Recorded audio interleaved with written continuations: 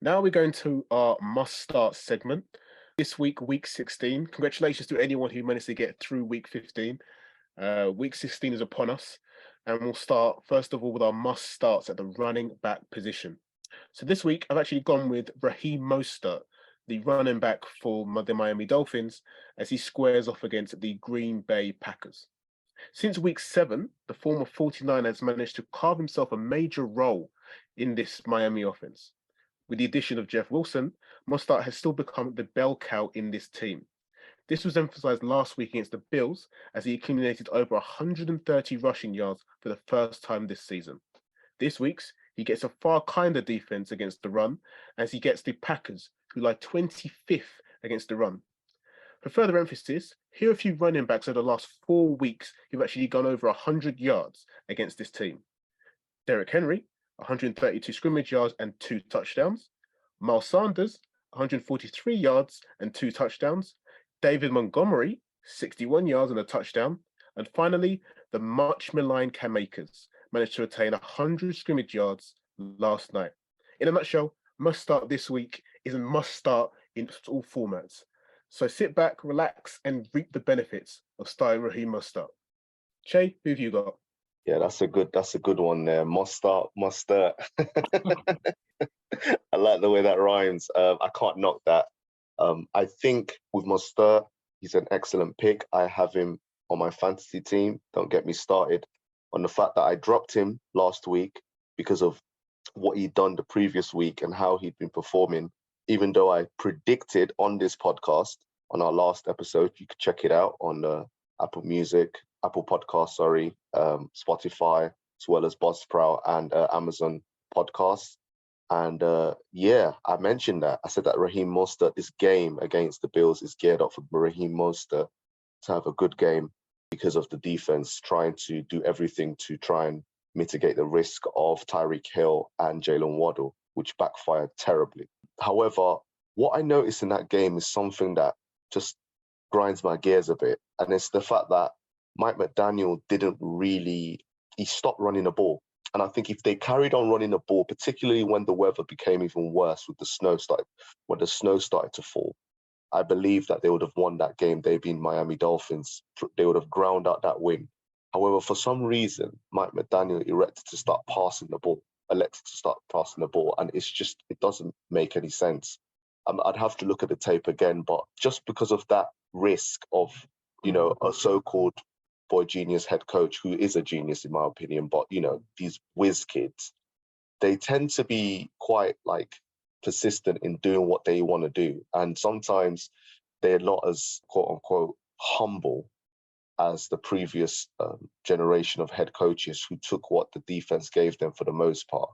And so because of that, there's the risk that the Miami Dolphins won't run when they should, or they might abandon the run for some fancy sort of motion plays and fancy screen passes and so on and so forth, when really they need to go back to a base offense that is quite simplistic for the sake of actually tricking teams this late in the season where the teams are expecting some bangs and whistles as far as something spectacular and trying to overplay the big play from the likes of Jalen Waddle and Tyreek Hill. And for that reason, sorry for the waffle, stay with me on that. I'm going with, unfortunately, and I say unfortunately because his counterpart lost me my fantasy lineup, Aaron Jones, running back for the Green Bay Packers. As I mentioned, his partner in crime, AJ Dillon, managed to get himself over 22 points PPR and just in time to get concussed. I mean, I'm not wishing that on anybody, but just in time to get concussed after the mission was accomplished in the game. Remember, we were talking about that, weren't we, each other offline? Because I was so peeved at the fact that I woke up in the morning and it said, oh, nothing to worry about. Nothing to worry about. Your fantasy season isn't totally over. And I got the message from NFL, the application. Yeah. And it's like literally saying, oh, don't worry, we only have to amputate your leg. It's just, that's what it sounds like, a doctor saying that to you. You're the doctor and Family Guy, you might die. Oh, actually, you're not going to die, but it's just that we're going to have to chop this bit off. That's what it felt like because of AJ Dillon. Going into the game, my matchup, I only lost it by 3 points. I had 109 or something like that. And the other guy I was facing had to only get 19 points to beat me, and I told my other friend that I think I'm going to lose because Dylan's been on one. But anyway, rant over. Breathe. Dylan's out now, potentially with a concussion, and because, as we mentioned in previous podcasts and previous weeks, after that tour situation, teams are tending to trend at giving at least an additional week as cushion time to be able to, as part of that concussion protocols, it's pretty much extended for the player safety, just to ensure that the players are good to go and not to rush them back. And for that reason, AJ Dillon, I don't think is going to play this weekend, which leaves Aaron Jones, who's their 1A running back, because him and AJ Dillon actually split attempts. But also, with regards to the targets, the last few games, it's been 4-5-5 as far as receiving targets for Aaron Jones. Whereas with AJ Dillon, it's been 3-3-4. So AJ Dillon's just been a step behind Aaron Jones on that. And I think that's helped Green Bay to keep defenses honest, where they're expecting Aaron Jones, who's an excellent receiving running back, to be in the pass catching situations where he's not as much. And Aaron Rodgers has elected to use AJ Dillon a lot more due to his physicality. However, because Dillon isn't playing, I can expect that some of Dillon's targets will be shared with Aaron Jones, where I believe that where he's been getting 4, 5, and 5 targets his last 3 games, respectively, we're going to be looking at something like 6 to 8 targets, I think, which means that his ceiling is very, very high for this week. Now, he goes up against Raheem Mostert's Miami Dolphins, who average 25.23 points to the running back and are 20th ranked. And so for that reason, I think Aaron Jones having that additional touches, additional targets, being involved with everything, as well as the fact that, Miami's run defense isn't that great. I believe, especially in a cold, I believe, is the game in Lambeau? No, it's in Miami. It's in Miami. Okay. Yeah.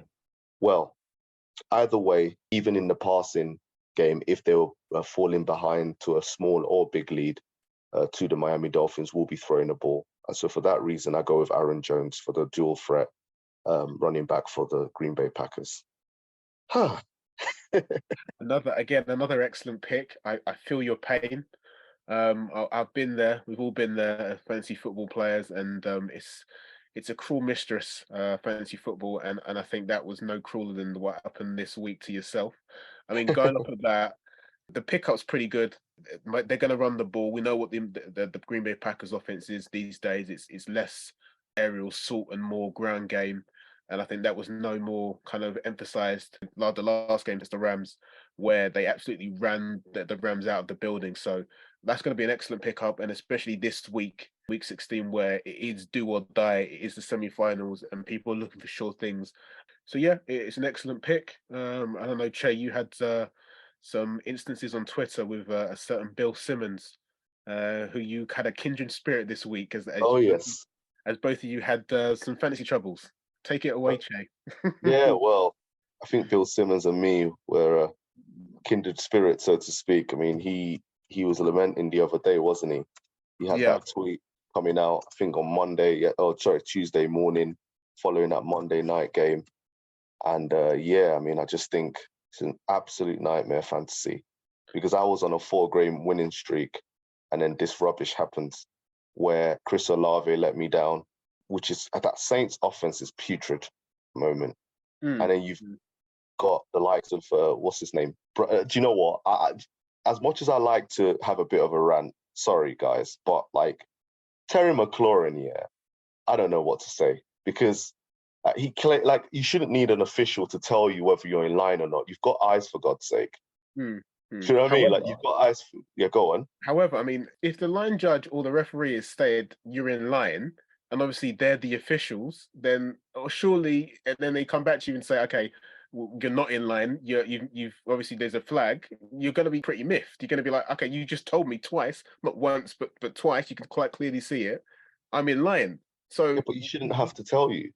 He shouldn't, but he's already. It's almost like if you see a traffic warden and you've parked and you ask him, you say, okay, I've parked there.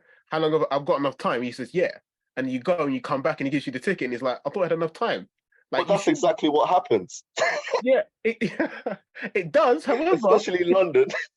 exactly. However, you're like, my guy, like you told me I'm in line. Nah, So, trust no one, mate. Nah, trust no one. You can't trust anyone. You can't. You can't. so you It's can't like even. literally, it's like that happened to me when I was in, when I was in college or high school, as you guys would call it over the pond. No, sorry, no, it was first year of college, first year of uni. First, like he told us what was going to be there, and it was totally not the right answer. We thought he was giving us a nod and a wink, and literally it was completely the other side. And I don't think I barely revised that. So I was like, look, I just want to pass this exam. Like I don't care if I like get just barely a pass, because this idiot's gone and told us to really literally study all of this, and he's gonna change the mind. He's basically gaslighted us. So yeah, no, trust no one. I learned that hard lesson, was it over 10 years ago? Trust no one, especially not parking wardens or like NFL referees. I mean, come on, like they're cool, but like any referee, like I don't trust any. I don't trust any of them. The worst are the NBA ones, but like I don't trust any of them. No. But you can sympathize with McLaren because they are basically the custodians of the game. They are there to officiate and they know No, the they're rules there to better than police it. No, they're there to police. What do yeah. police do? Police don't typically tell you like what you're do, like how to do what's right, do they? But this is They not this is don't, like though, do they? it's not exactly running, it's not exactly like robbing a bank. He's literally telling him, am I in line? Is this okay? And he's told him not once, but twice. Now Okay, if someone this is said a yes said yes and then reaffirmed it, I'm gonna be pretty miffed when I look back and I've got a flag and it's well, like, what are well, you doing? well, well. When you're on a driving test, right? Well, look, this has become like a complete sideshow. Sorry, Yeah. guys, but we just got to get this off our chest because McLaurin's cost me this game. Because if Brian Robinson gets that go-ahead touchdown, I stroll into the next round, and it gets chalked off because he would have got the 2-point conversion as well. So we're looking at he ended up with 11 points, but we're looking at 20 to 22 points, which puts me through comfortably against my opponent. Now, for your driving test, your driving instructor always says to you, when you're on the test, the test examiner, the driving test examiner, if you think you made a cock up, don't ask him, have I failed my test, right? Because if you say that, you automatically fail.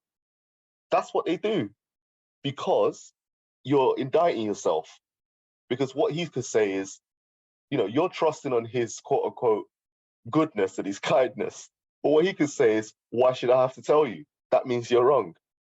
I know it sucks, but like just But get in line, man. The guy's it's, run a snap. How many snaps has he done in his career? He's been in the league for what, 4 years now? Come on, man.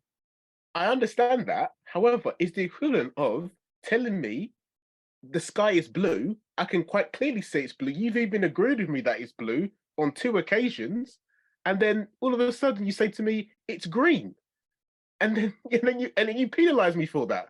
That doesn't make sense, and I can quite clearly understand why McLaren was a little bit miffed about why the official raised the flag. Makes no sense. Makes no sense to me, that Well, one. I would love to hear. I would love to get mic'd up, because if McLaren said, "Is this wrong?" then you have a problem. Because if you went up to a cop and said, "Am I doing something wrong?" the cop's going to be like, "Well, why are you asking me that?" Blah blah blah blah blah. So Yeah, like, it all depends on what he asks. If he says, "This is right, ref," right, and the ref says, "Yeah," then okay, there's a bit of a liberty. But if he says, "Isn't wrong, is it?" You know what I mean, guys. Guys that are listening. I mean, come on.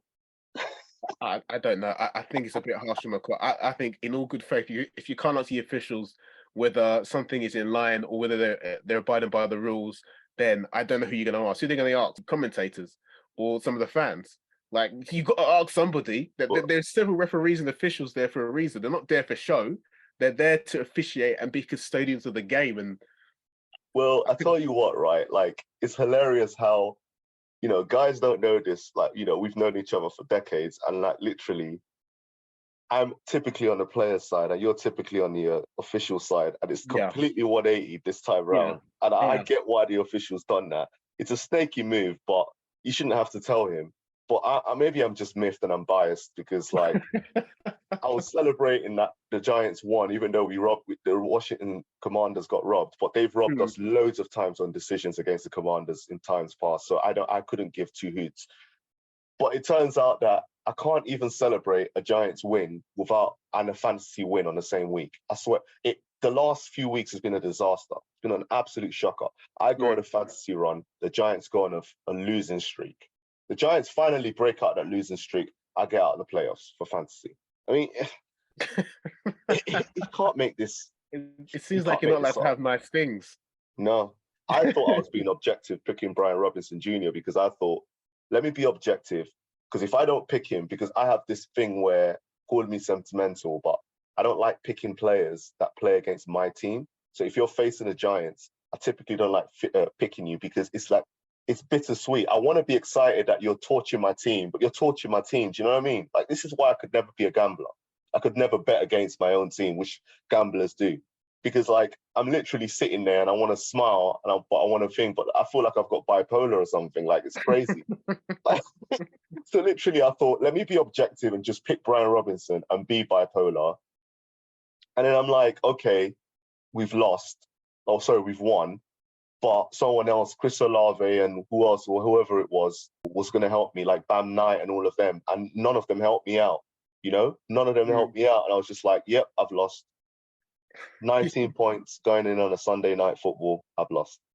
But at the very least, you kind of stayed the course, as we mentioned last week. You stayed the course. Yeah. And obviously, Bam Knight messed up for you. But again, you were ahead and you stayed. He came off injured. Yeah, he came off injured. Exactly. So that's fancy football. And if he had been concussed like Dylan, if he had could have been like, okay, I'm not trying to make fun, guys. Look, this is just my humor. If he had been concussed, like if it was going to happen, it's going to happen, or his ankle, I think it was. It could have happened like towards the end of the game or like the fourth quarter or something, where he's got me like 10, 15 points, which is what he normally gets. And then it's like, okay, you know, like I can chill. Do you know what I mean? Like he can get the treatment. He's going to be cool. He's going to be fine. Obviously, we always care about player safety. Yeah, of course. But the guy goes out early. I haven't got a chance. It always happens to me. Anyway, never mind. It is what it is. It is what it is. Fantasy football rants. That's what you get here at Call the Huddle. Yes. But yeah, ultimately, let us know who you decide. We'll definitely have that conversation with you. What's up, Team Huddle? Thanks for watching our video. Thanks for listening to our podcast. Please don't forget to click on the subscribe button below and also check out our latest videos on YouTube. Also, you can find us on Twitter. Feel free to tweet us at @call_huddle.